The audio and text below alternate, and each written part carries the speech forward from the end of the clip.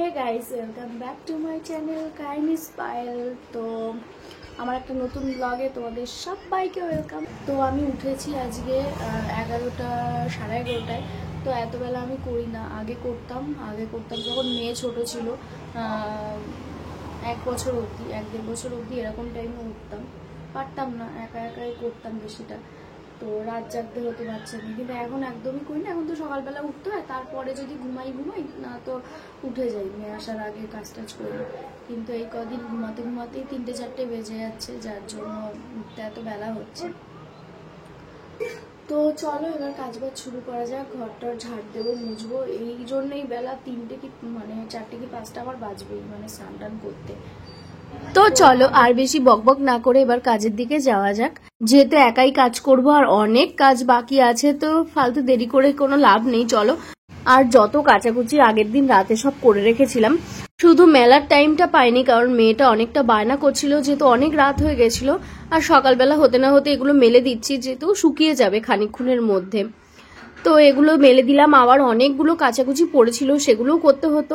আর যেহেতু কাজের দিদি আসছে না, সেহেতু সব আমার ঘর মোছা, ঝাড় দেওয়া সবকিছুই একার উপরে, তাই অনেকটা টাইমও লাগছিল, কষ্টও হচ্ছিল, যেহেতু একা এত কাজ করে ওঠা হয় না। আর এদিকে মেয়ের ডেলিভারির যে জামা কাপড়গুলো ছিল সেগুলোও কেচে দিলাম, কারণ ওগুলো ভীষণই নোংরা হয়, প্রতিদিন উল্টো পাল্টা খেলাধুলো করে, কি সব মাখায়। তো ওগুলো আমি রাখি না, ওগুলো প্রতিদিনই কাচি প্রায় বলা যায়। তো চলো এগুলো হয়ে গেলে এবার যাব ঘরের দিকে। ঘর মোছা, ঝাড় দেওয়া এগুলো বাকি, তো ওগুলো এবার করে নেবো। আর এখানে মেয়ের সাথে আড্ডা মারছিলাম, ও পাশে দাঁড়িয়েছিল, জলগুলো দিচ্ছিলাম ওর গায়ে।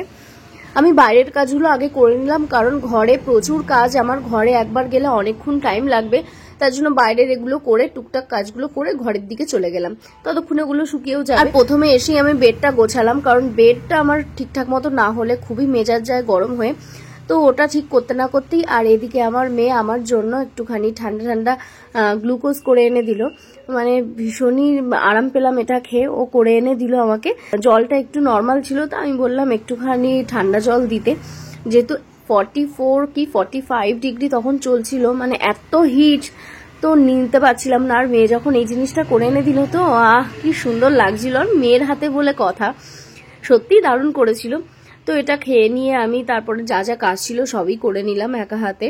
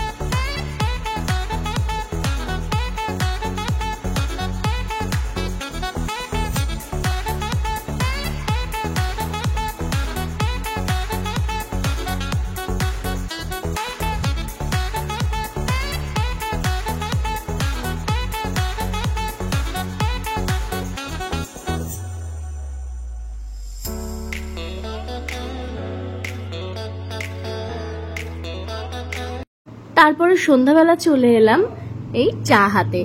তো সন্ধ্যাবেলাটা চা দিয়ে শুরু না করলে হয় না, তো চাটা খেয়ে এবার বসলাম মেয়েটাকে পড়াতে।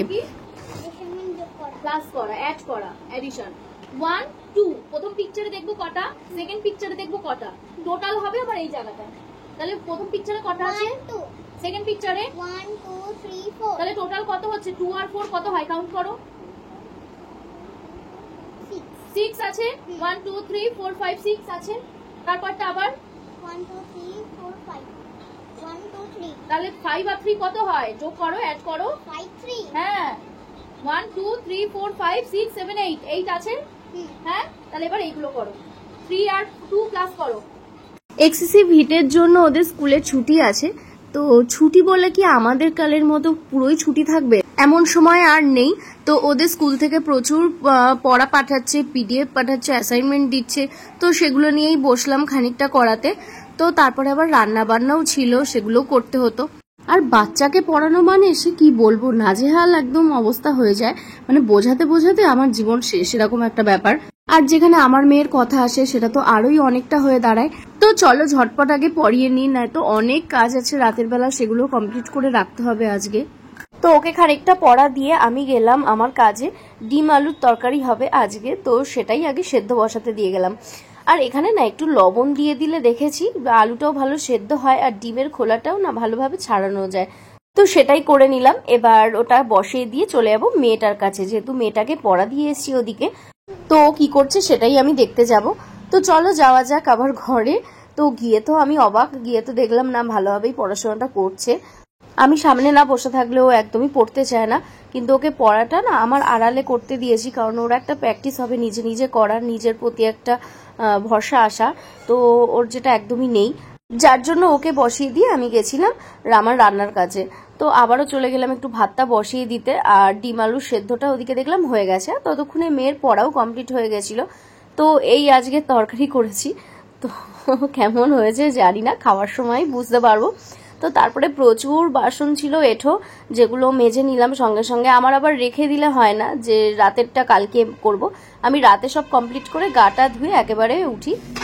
যেহেতু একার হাতে সবকিছু করছিলাম, মাজা ধোয়া বাসন মাজা সবকিছুই এভরিথিং, তো অনেকটাই চাপ হয়ে গেছিল 2-3 দিন।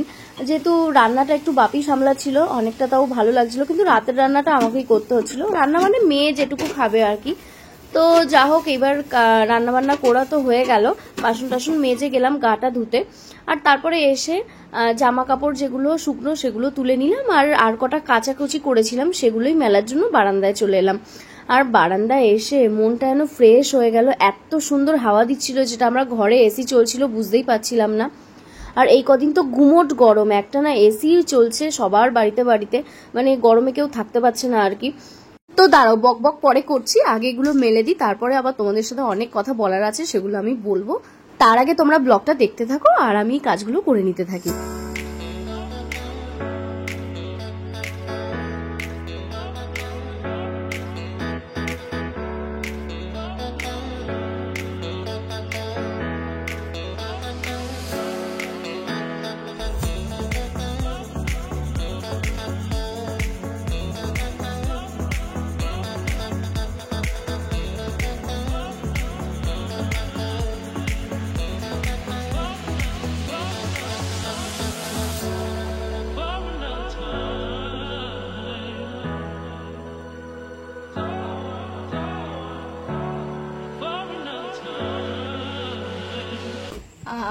কি সুন্দর হাওয়া দিচ্ছে বাইরে,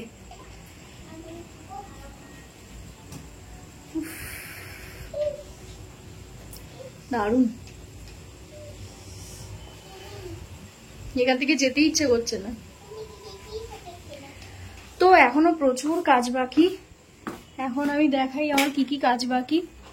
এই যে এই আমার সম্ভার পড়ে রয়েছে, আবার এগুলো আজকেই গোছানোর চেষ্টা করব, কিন্তু তার আগে খাবো, ভীষণ খিদে পেয়েছে, খেয়ে দিয়ে নি। তো ডিমের ঝোল তো হয়ে গেছে, এবার ভাতটা খাবো, গরম গরম ভাত, আর তারপরে এগুলো গোছাবো। তো চলো খেয়ে নিই আগে। তো এত খিদে পেয়েছে মেয়েকে নিয়ে আমিও একেবারে নিজেরটা নিয়ে বসে পড়েছি, কারণ বারবার উঠতে আমি পাচ্ছি না। আর নিয়েছি এখানে ডিম আলুর ঝোল, আর এখানে তরকা নিয়েছিলাম, আগের দিনের তরকা খানিকটা ছিল, আর শসা আর একটু লেবু নিয়েছি। তো চলো মেয়েটাকে খাওয়াতে খাওয়াতে আমি নিজেও খেয়ে নেব।